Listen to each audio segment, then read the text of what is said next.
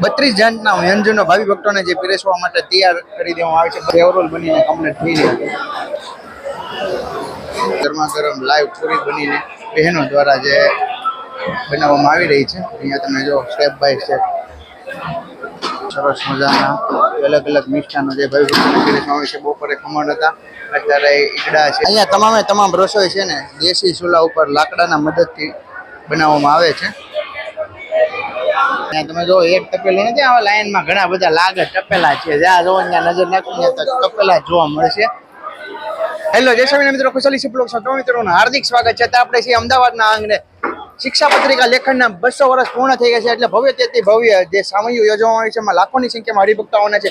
તેમની ભોજન પ્રસાદ માટેની ખૂબ સુંદર મજાની આ જગ્યા ઉપર જે તડામાર જે તૈયારી થઈ ગયા, ધમધમતો રસોડું ચાલી રહ્યું છે, તેની સંપૂર્ણ માહિતી હું તમને વિડીયો દ્વારા બતાવવાનો છું. વિડીયોમાં લાઈક કરજો, શેર કરજો અને ચેનલમાં ન હોય તો ચેનલને સબસ્ક્રાઇબ કરવા વગર જતા નહીં. શરૂઆતમાં તમે જોઈ રહ્યા છો પ્રસાદી બનીને કમ્પ્લીટ થઈ ગઈ છે. બધા જ બાઉલ એક સાથે અહીંયા જે ભરીને રાખવામાં આવેલા છે. વાત કરીએ તો સ્ટીમ ઢોકળા છે, દાળ ભાત, પછી આડા લાપસી, ચટણી, પછી પૂરી, શાક, 2 જાતના સબ્જી છે, પછી ફૂલોડી છે. એમ ઘણી બધી વસ્તુઓ જે ભાવિ ભક્તોને જે પીરસવામાં આવશે. તદ ઉપરાંત હવે જઈ રહ્યા છે અહીંયા જે લાઈવ ગરમા ગરમ બને છે ને તે જગ્યા ઉપર વિડીયોમાં છેલ્લે સુધી જોડાઈ રહેજો.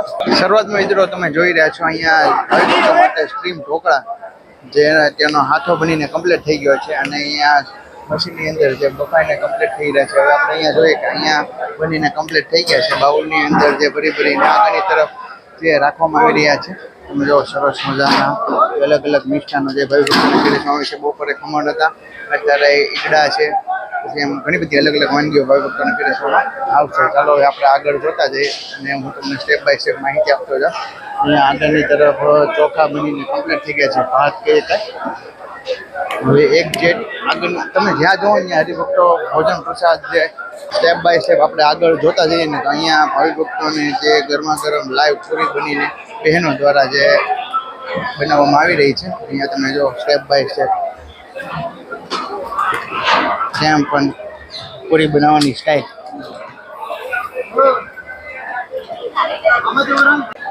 એક જેટ લાઈવ પૂરી બનીને કમ્પ્લીટ થઈ ગઈ છે. અહીંયા ચોકીમાં કાઢવામાં આવે છે. હવે મિત્રો આપણે આગળની તરફ જોઈએ. અહીંયા ભાવિ ભક્તોને 2 શાક પીરસવામાં આવે છે. એક કઠોળ હોય છે અને એક મિક્સ સબ્જી હોય છે. તદ ઉપરાંત 2 મિષ્ટાન પણ પીરસવામાં આવે છે. તમને અત્યારે બતાવું જે ચોખા ઘીની અંદર ફાડા લાપસી બનીને કમ્પ્લીટ થઈ ગઈ છે કાજુ બદામ નાખીને. હવે આપણે આગળ જોઈએ તો અહીંયા પણ ઘણા બધા ભાઈઓ દ્વારા જે ગરમા ગરમ લાઈવ જે પ્રસાદી બની રહી છે. બધા સેવકો અત્યારે તડામાર સેવા કરી રહ્યા છે. આજની પ્રસાદીમાં વાત કરીએ તો ભાવિ ભક્તોને સેવ રોલ બનાવીને પીરસવામાં આવશે. અહીંયા તમે જો ઘણા બધા બહેનો દ્વારા એ સેવ રોલ બનીને કમ્પ્લીટ થઈ રહ્યો છે. બાકી હવે હું તમને આગળ બતાવું કે અહીંયા સેવ રોલ તળાઈને કમ્પ્લીટ થઈ રહ્યો છે. વિડીયોમાં છેલ્લે સુધી જોડાઈ રહેજો. જો આ સેવ રોલ તળાઈને કમ્પ્લીટ થઈ ગયો છે. સેવ રોલ બનીને કમ્પ્લીટ થઈ રહ્યો છે. સેવ રોલ બનીને કમ્પ્લીટ થઈ જાય ત્યાર પછી અહીંયા તમે જો બાઉલ દ્વારા ભરવામાં આવે છે અને ભાવિ ભક્તોને પીરસવામાં આવી રહ્યું છે. તદુપરાંત અહીંયા ઘણા બધા ભાવિ ભક્તો અત્યારે જે સેવ રોલ પણ બનાવી રહ્યા છે. અહીંયા બહેનો દ્વારા સરસ મજાના સેવ રોલ બનાવી રહ્યા છે. આ રીતના સેવ મિક્સ કરવાનો આવે, બરાબર ને? જય સ્વામિનારાયણ. હવે મિત્રો હું તમને આગળની તરફ જે લાખોની સંખ્યામાં ભાવિભક્તો આવવાના છે તેમના માટે ગરમા ગરમ લાઈવ જે રોટલી બની રહી છે તે હું તમને બતાવવા જઈ રહ્યો છું. અહીંયા તમે જો એક સાથે ઘણા બધા તાવાની અંદર ઘણા બધા ભાઈઓ જે ગરમા ગરમ લાઈવ રોટલી બનાવીને કમ્પ્લીટ કરી રહ્યા છે. આ રીતના ઘી ચોપડીને અહીંયા મશીન દ્વારા લોટ બાંધવામાં આવે છે. અહીંયા તમે જો ભાઈ મશીનમાં લોટ બાંધે છે.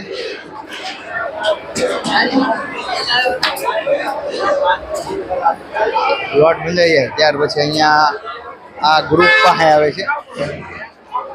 આ ગ્રુપ સરસ મજાની રોટલીનો આકાર વણીને અહીંયા ભાઈઓ દ્વારા સરસ મજાની રોટલી વણવામાં આવે છે વેલણ દ્વારા. અહીંયા તમામ રસોઈ છે ને દેશી ચૂલા ઉપર લાકડાના મદદથી બનાવવામાં આવે છે. રોટલી બનીને કમ્પ્લીટ થઈ જાય ત્યાર પછી અહીંયા આ રીતના કાપવામાં આવે છે. ત્યાર પછી આ બાઉલની અંદર સ્ટોર કરવામાં આવે. હવે મિત્રો હું તમને સ્ટેપ બાય સ્ટેપ અલગ અલગ જગ્યા ઉપર જે ભાવિ ભક્તોને બે શાક પીરસવામાં આવે છે ને તે હું તમને બતાવવા જઈ રહ્યો છું. આ એક સાથે અહીંયા ઘણા બધા જે આ રીતના સોલા બનાવેલા છે. ત્યાર પછી અહીંયા તમને બતાવું કે કઠોળમાં ચણાનું શાક છે, ચણાનું. પછી આગળ જોવા જઈએ તો અહીંયા કંઈક ગરમા ગરમ બને છે. તમે આનું ટોપનું સાઈઝ જુઓ કેટલી હશે, 5 થી 7 ફૂટની લંબાઈ છે તેમની. ત્યાર પછી અહીંયા જય સ્વામિનારાયણ. અહીંયા શાકમાં બીજામાં છે રીંગણા બટેકાનું શાક, એ પણ બનીને કમ્પ્લીટ થઈ ગયું છે સરસ મજાનું. એ રામ રામ. અહીંયા તમે જો એક તપેલું નથી, આવા લાઈનમાં ઘણા બધા લાગે ટપેલા છે. જ્યાં જોવો ત્યાં નજર નાખીને તો ટપેલા જોવા મળશે. પછી અહીંયા તો ગરમ પાણી મૂકેલું છે ભાઈ. તાત્કાલિક કોઈ પણ રસોઈ જે બનાવવી પડે ઇમરજન્સીમાં તે તાત્કાલિક બનાવી શકાય. હવે આપણે આગળ જોવા જઈએ તો અહીંયા દાળ બનીને કમ્પ્લીટ થઈ ગઈ છે. પછી આગળના ટોપમાં પણ આખો ટોપ પણ સલસલાટ ભરેલું છે. તમે જો એની સાઈઝ કેટલી મોટી છે. આ પણ દાળ છે, દાળ. જય સ્વામિનારાયણ. તમામ રસોઈ બનીને કમ્પ્લીટ થઈ જાય ત્યાર પછી બાઉલમાં ભરીને જો આ રીતના સરસ મજાના એક સાથે લાઈનમાં ઘણા બધા બાઉલ ભરીને રાખી દીધા છે. સેવ રોલ છે, 2 જાતના શાક છે, ચણાનું શાક, રીંગણા બટેકાનું શાક, રોટલી, પૂરી, 2 જાતની જો રોટલી અને પૂરી આપે છે, ચટણી 2 જાતની, ખાડા લાપસી, દાળ ભાત ને ઢોકળા.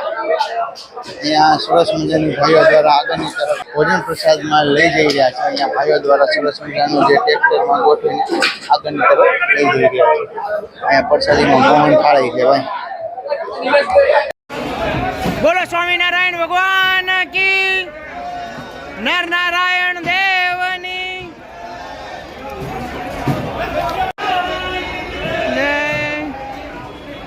દાદા શું છે મિષ્ટાનમાં? સાટાનો પૂરેપૂરો સ્ટોક તમે જુઓ આ ટેબલ ઉપર ગોઠવવામાં આવ્યો છે. ઉપરનો માળ ને બંને માળમાં જે 7-8 ગોઠવેલા છે. તદુપરાંત એટલો જ નથી, અહીંયા તમે જો મોહનથાળનો જો પૂરેપૂરી ચોકીઓનો અંદાજિત 400 કે 100-200 જેટલી ચોકીઓ જે આ જગ્યા ઉપર બનાવીને 20,000 માણાનો મોહનથાળ બનીને કમ્પ્લીટ આગો સ્ટોક જે કરી દેવામાં આવ્યો છે. અહીંયા જો ગુંદી તમને આગળ બતાવી લાઈવ ગરમા ગરમ. આ ઝીણી મમરી ગુંદી કહેવાય. લાઈવ ગરમા ગરમ જે લાખો માણસોનો ધમધમતો રસોડામાં જે લાઈવ રસોઈ બનતી હતી તે મેં તમને વિડીયો દ્વારા બતાવી. તમને મારો વિડીયો કેવો લાગ્યો ગમે તો લાઈક કરજો, શેર કરજો અને કમેન્ટમાં જય સ્વામિનારાયણ લખવાનું ભૂલતા નહીં. ચાલો મળીએ નવા લોક સાથે. જય માતાજી, જય શ્રી કૃષ્ણ, જય સ્વામિનારાયણ.